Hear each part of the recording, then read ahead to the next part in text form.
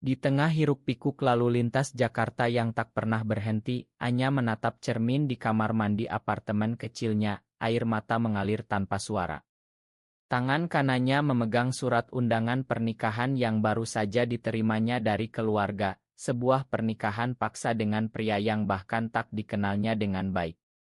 Ini akhir dari segalanya, gumamnya, sebelum melempar surat itu ke lantai dan berlari keluar, mencari Sari, satu-satunya orang yang bisa memahami rahasianya yang paling dalam. Anya dan Sari bertemu di sebuah kai kecil di kawasan Kemang, tempat Sari bekerja sebagai barista. Mereka telah berteman selama 2 tahun, tapi belakangan ini, persahabatan itu berubah menjadi sesuatu yang lebih dalam, sesuatu yang dilarang oleh norma masyarakat Indonesia yang konservatif. Anya, anak tunggal dari keluarga kaya raya dengan ayah yang seorang pengusaha sukses dan ibu yang taat beragama, selalu merasa terjebak dalam ekspektasi. Kamu harus menikah tahun ini, Anya. Itu tugasmu sebagai anak perempuan, kata ayahnya berkali-kali, tanpa tahu bahwa hati Anya telah tertambat pada Sari, wanita yang sederhana tapi penuh semangat. Sari, di sisi lain, berasal dari keluarga sederhana di Yogyakarta, pindah ke Jakarta untuk mencari kehidupan yang lebih baik. Dia terbuka tentang orientasi seksualnya di kalangan teman dekat, tapi di masyarakat luas, dia menyembunyikannya demi keselamatan. Anya, kita harus hati-hati. Indonesia bukan tempat yang ramah untuk kita, katanya suatu malam saat mereka berpelukan di taman kecil dekat apartemen. Tapi Anya, dengan tekanan dari keluarga, mulai ragu. Malam itu, setelah menerima undangan, Anya datang ke Kaisari dengan wajah pucat. Sari, aku tidak bisa lagi. Ayahku memaksa aku menikah dengan anak temannya. Ini untuk bisnis, katanya. Sari terkejut, tapi dia mencoba tenang. Kita bisa lari, Anya. Aku punya tabungan sedikit. Kita bisa mulai baru di Bali atau di mana saja. Tapi Anya menggelengkan kepala. Tidak semudah itu. Keluargaku akan mencari kita. Dan aku takut. Percakapan itu berakhir dengan pertengkaran kecil, tapi Sari tak mendukung. Keesokan harinya, Anya bertemu dengan calon suaminya, seorang pria bernama Rea, di sebuah restoran mewah. Rea tampan dan sopan, tapi Anya merasa mual setiap kali memikirkan pernikahan itu. Ini hanya formalitas, bisik ayahnya. Tapi bagi Anya, ini adalah pengkhianatan terhadap dirinya sendiri. Saat pulang, dia menelepon Sari. Aku butuh kamu sekarang. Mereka bertemu di sebuah hotel murah, di mana untuk pertama kalinya, Anya mengakui perasaannya sepenuhnya. Aku mencintaimu, Sari. Bukan sebagai teman. Sari tersenyum, tapi matanya penuh kekhawatiran. Aku juga. Tapi ini berbahaya. Hari-hari berikutnya, tekanan semakin meningkat. Ibu Anya mulai curiga dengan seringnya Anya keluar malam. Kamu kemana saja? Jangan sampai ada skandal sebelum pernikahan. Anya berbohong, tapi hatinya hancur. Sari, sementara itu, mulai merencanakan pelarian. Dia mencari tiket pesawat, tapi Anya ragu-ragu. Bagaimana dengan keluargaku? Mereka akan hancur. Sari marah. Dan bagaimana dengan kita? Kita juga manusia, Anya. Konflik internal Anya semakin dalam. Dia mencintai Sari, tapi takut kehilangan keluarga. Suatu malam, saat mereka berdebat, Sari berkata, pilihannya sederhana, aku atau mereka. Anya menangis, tapi tak bisa memutuskan. Di akhir ile ini, Anya menerima telepon dari ayahnya, pernikahan dimajukan. 2 minggu lagi. Hatinya berdegup kencang, tahu bahwa waktu semakin sempit. 2 minggu terasa seperti mimpi buruk bagi Anya. Setiap hari, dia harus menghadiri iting gaun pengantin, bertemu keluarga Rea, dan berpura-pura bahagia. Di balik senyum palsu itu, pikirannya selalu tertuju pada Sari. Sari, yang kini semakin gelisah, mulai menjauh. Aku tidak bisa terus seperti ini, Anya. Setiap kali kamu pergi ke acara itu, aku merasa dikhianati. Mereka bertemu secara sembunyi-sembunyi di taman-taman gelap atau kai kecil di pinggiran kota. Tapi ketegangan semakin terasa. Suatu hari, saat Anya sedang di rumah, ibunya menemukan pesan teks dari Sari. "Siapa ini? Kenapa pesannya begitu intim?" Anya panik dan berbohong, hanya teman dekat. Tapi ibunya curiga. Malam itu, ayah Anya memanggilnya ke ruang kerja. "Anya, aku dengar ada rumor. Jangan buat malu keluarga." Anya menyangkal, tapi hatinya gemetar. Sementara itu, Sari mulai bertemu dengan teman lamanya, seorang aktris bernama Lina. Lina menyarankan, "Kamu harus tegas. Jika dia tidak memilihmu, lepaskan." Sari ragu, tapi mulai mempertimbangkannya. Konflik semakin dalam ketika Anya dihadapkan pada pilihan moral. Dia tahu pernikahan dengan Rea adalah salah, tapi meninggalkan keluarga berarti kehilangan segalanya, warisan, dukungan, dan identitas sosial. "Aku bukan siapa-siapa tanpa mereka," katanya pada Sari. Sari membalas, "Kamu adalah dirimu sendiri. Itu yang penting." Tapi Anya tak yakin. Suatu malam, mereka bertengkar hebat. Sari menuduh Anya pengecut. "Kamu lebih memilih uang daripada cinta." Anya menangis, "Bukan itu.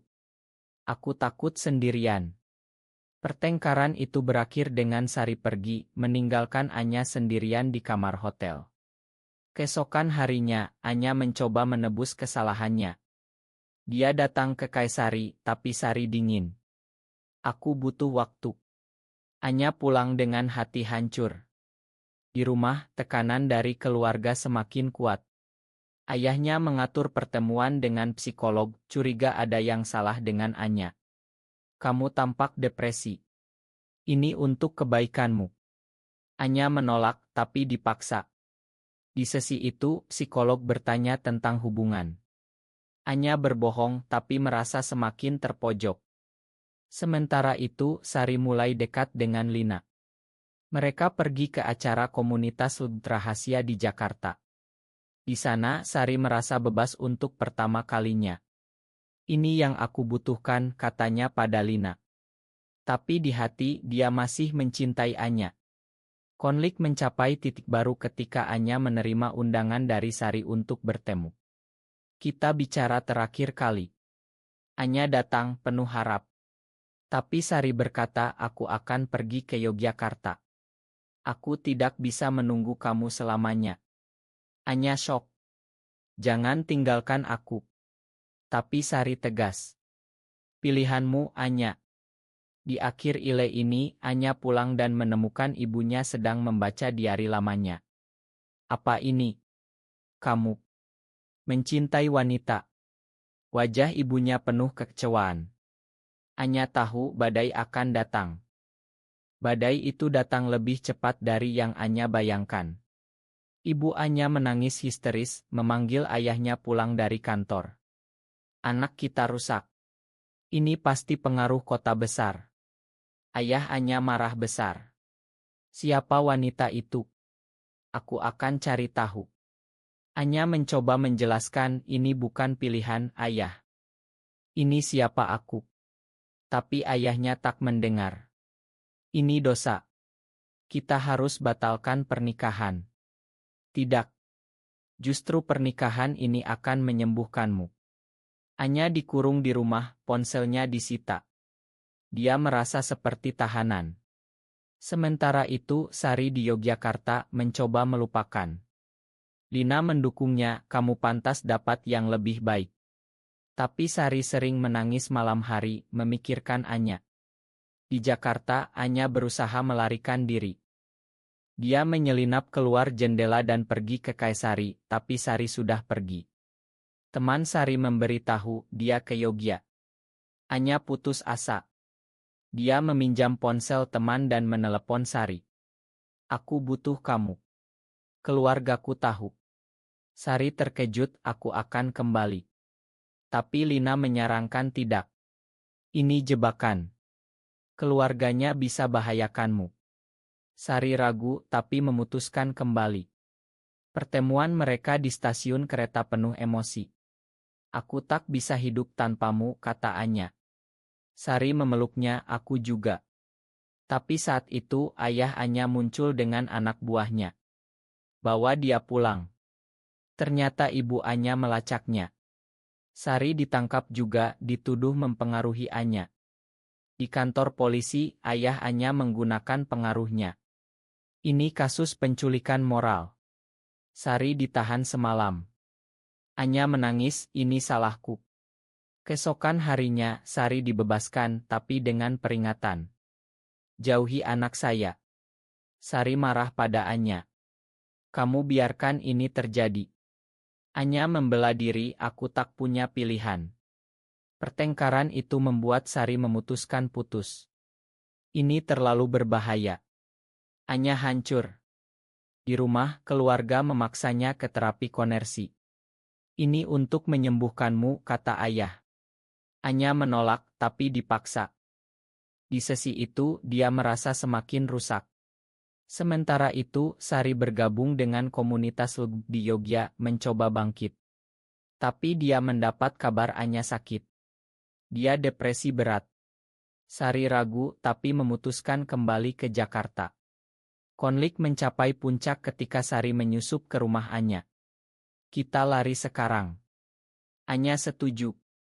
Mereka kabur malam itu, tapi dikejar. Di akhir ile ini, mobil ayah Anya menghadang mereka. Kembali atau aku laporkan polisi. Anya harus memilih. Di tengah jalan gelap pinggiran Jakarta, Anya berdiri di antara Sari dan ayahnya. Pilih Anya. Keluarga atau wanita ini. Ayahnya berteriak. Sari memegang tangannya, kita bisa bersama. Anya menangis, tapi memilih Sari. Ma, ayah. Ini hidupku. Ayahnya syok, kamu bukan anakku lagi. Mereka lari, naik bus ke Bali. Di sana, mereka mulai hidup baru, tapi tak mudah. Sari bekerja di KAE, Anya sebagai guru priat. Tapi bayang-bayang masa lalu menghantui. Keluarga Anya memutus hubungan, tak beri dukungan finansial. Anya sering menangis, apa aku salah? Sari menghibur, tidak. Ini kebebasan. Tapi konflik baru muncul. Sari mulai dekat dengan wanita lain di komunitas Bali, membuat Anya cemburu. Siapa dia?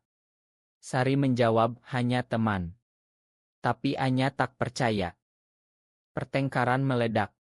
Kamu khianati aku setelah semua pengorbanan. Sari membalas, kamu yang ragu dulu. Hubungan mereka retak. Sementara itu, di Jakarta, ibu Anya sakit karena stres. Ayah menelepon Anya, ibumu sekarat karena kamu. Anya syok, memutuskan kembali. Aku harus lihat ibu. Sari marah, ini jebakan. Tapi Anya pergi sendirian. Di rumah sakit, ibu Anya lemah, kenapa kamu lakukan ini? Anya menjelaskan, aku mencintai Sari. Ibu menangis, itu dosa. Tapi sebelum meninggal, ibu berkata, aku sayang kamu apa adanya. Anya hancur. Ayahnya melihat itu mulai ragu. Mungkin aku salah. Tapi terlambat. Anya kembali ke Bali, tapi Sari sudah pergi dengan wanita lain. Aku lelah menunggu kepastianmu. Anya sendirian merenung kesalahannya. Dia mencoba bunuh diri, tapi diselamatkan teman. Di rumah sakit, dia sadar, aku harus kuat sendiri. Konflik internal mencapai klimaks. Anya bergabung dengan komunitas LGB menjadi aktis. Tapi Sari kembali, aku salah. Anya ragu, terlalu banyak luka. Mereka coba rekonsiliasi, tapi masyarakat menekan. Ada demo anti-LGB di Bali, membuat mereka takut. Di akhir ile ini, Anya dihadapkan pada pilihan, tetap bersama Sari atau mundur demi keselamatan. Pilihan itu datang saat demo berubah jadi kekerasan. Sari terluka, Anya membawanya ke rumah sakit. Di sana, mereka bicara dari hati ke hati. Aku tak bisa kehilanganmu lagi, kata Anya. Sari tersenyum, kita lawan bersama. Mereka memutuskan tetap bersama, tapi dengan hati-hati. Anya menghubungi ayahnya, makan aku. Ayah ragu, tapi mulai menerima. Datanglah pulang suatu hari. Hubungan keluarga perlahan membaik. Tapi masyarakat tetap keras. Sari kehilangan pekerjaan karena rumor. Anya juga dipecat. Mereka pindah ke desa kecil, mulai bisnis kecil. Di sana, mereka temukan kedamaian, tapi luka masa lalu tetap.